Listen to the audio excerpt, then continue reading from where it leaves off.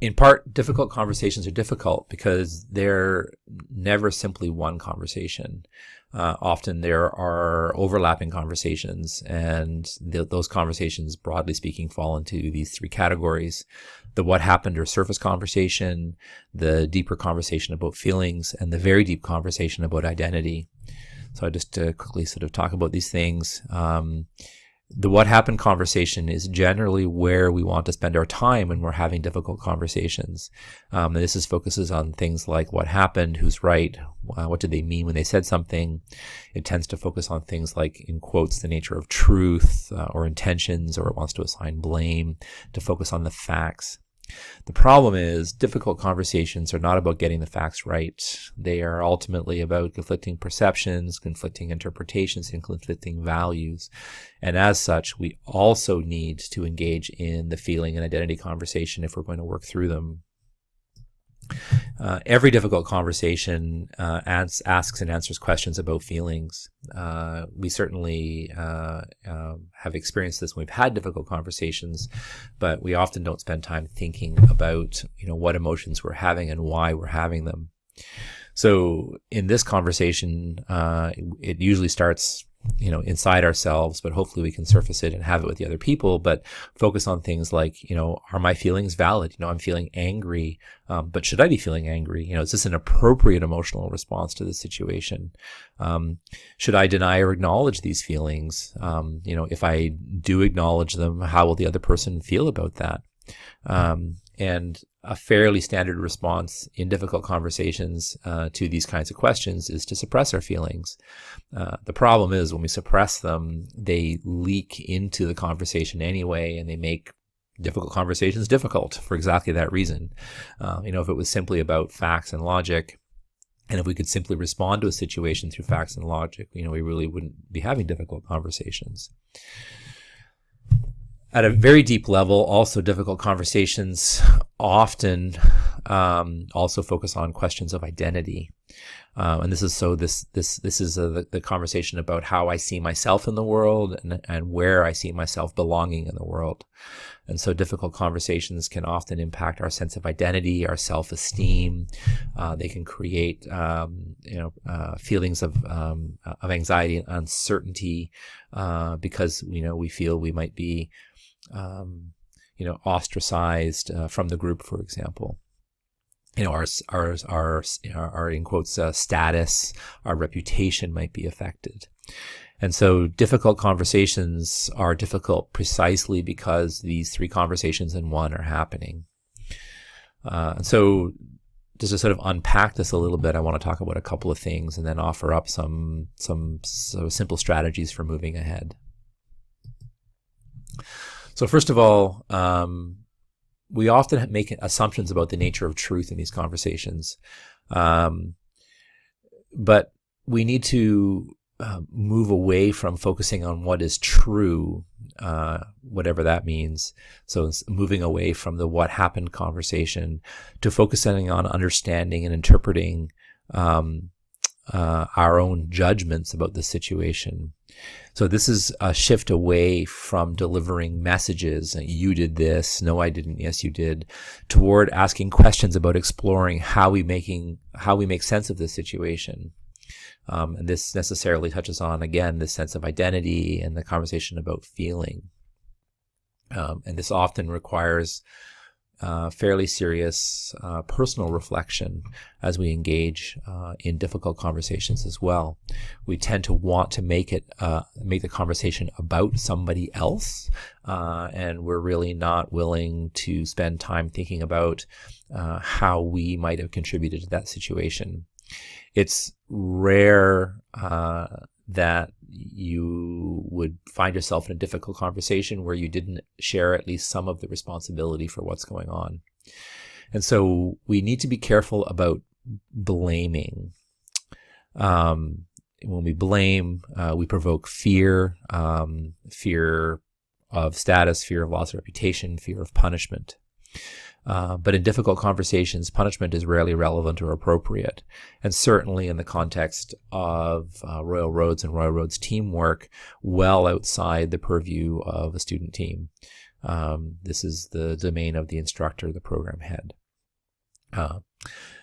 The thing is, the blame conversation is grounded in, I think, a well-developed sense of justice that humans have. Right? We tend to want to see justice being done, and so it's hard to kind of put that aside and focus instead on talking about how each of us have contributed to the problem and what we can do to correct it in the future. And so this shift is definitely difficult. I think we also need to spend some time thinking about the difference between intention from the impact. So we often assume intent from the impact it has on us. I feel hurt, therefore you intended to hurt me.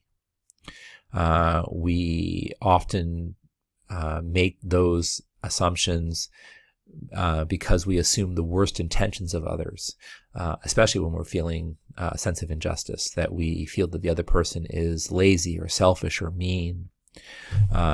We also tend to view ourselves far more charitably, that, I'm busy, I'm overworked, I'm forgetful, not lazy, selfish, or mean. And what this results in is the sort of classic three-way story of the hero, the villain, and the victim, right? And we tend to cast ourselves in the role of either the victim or the hero in these stories. We rarely see ourselves as the villain. We cast someone else in that role. That is the blame game. I guess it's worth saying that, of course there are bad intentions in the world, but I would argue that they're but they play a role here far less often than we might assume. Accusing someone of bad intentions only provokes defensiveness. And the reality is, when you accuse people of bad intentions, you can actually sort of create a self-fulfilling prophecy. So need to be careful about what you say and why you say it. I think it's also worth pointing out that good intentions don't negate bad impacts. You may have intended well, but you still hurt me. So you had a good intention, but you had a bad impact. So, what we want to do is we want to focus on impact. This allows us to shift the conversation away from intention. It allows us to speak about our own experiences in this situation instead of blaming others. So instead of thinking about what the other person intended, difficult conversations become much easier when you start the conversation from how it has impacted you. I am feeling threatened. I am feeling overworked, is a place to start a conversation, not, you didn't do your job, you're not a good student.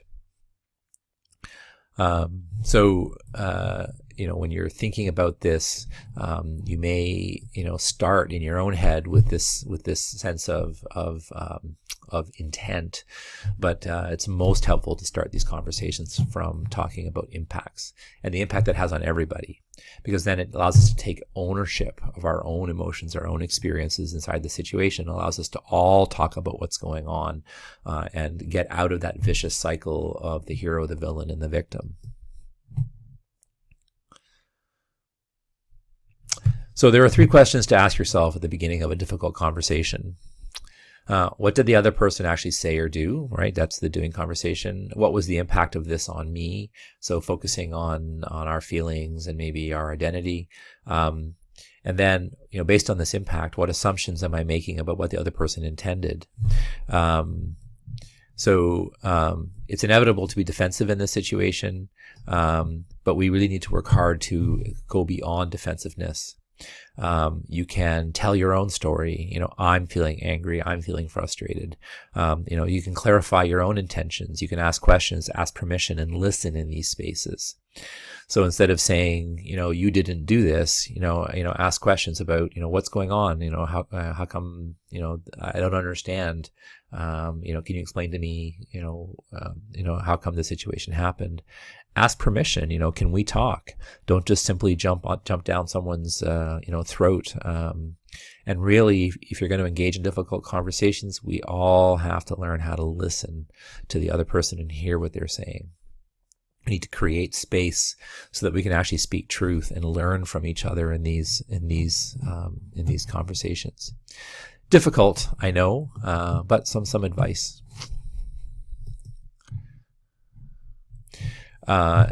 I guess my final piece of advice here would be to discuss contributions, not blames. Blaming is about judgment, not helpful in difficult conversations.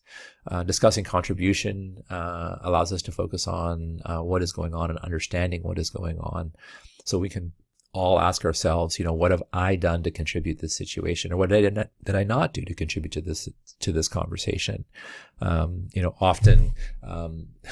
The proximate cause of a difficult conversation is actually not what the difficult conversation is about. We've practiced avoidance or accommodating for 4 or 5 weeks, and then finally one more situation has sort of allowed us to blow up.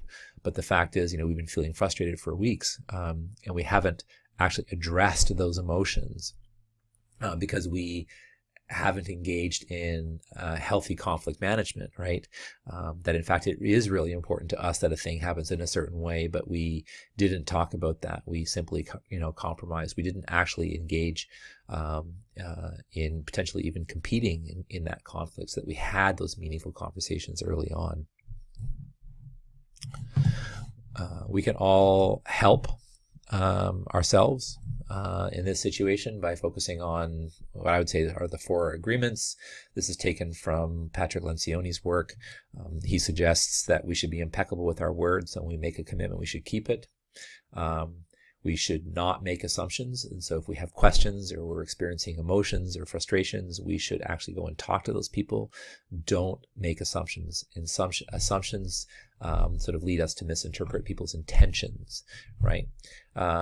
This third one is harder. Don't take anything personally. Of course we do, but it's important to stay focused on the group goals, the group intentions, and work hard to sort of move beyond simply focusing on how this is impacting me to considering how other people might also be experiencing the situation. This is in the realm of empathy and sympathy. And then finally, always try hard. It may not always work, but do the best job that you can. This is a great place to start for team agreements. I'll wrap this up by saying that ultimately not every issue is negotiable. There are things that happen, or the team will require help either from a manager, or in the case of Royal Roads, either an instructor or the program head or the team coach. So when really in need, seek help, even if it's just to have a shoulder to sort of lean on, and maybe get some advice, get some perspective. So on that note, there's my email address again. So I trust you're well and you enjoyed this little presentation, and you have a great week, and we'll talk to you soon.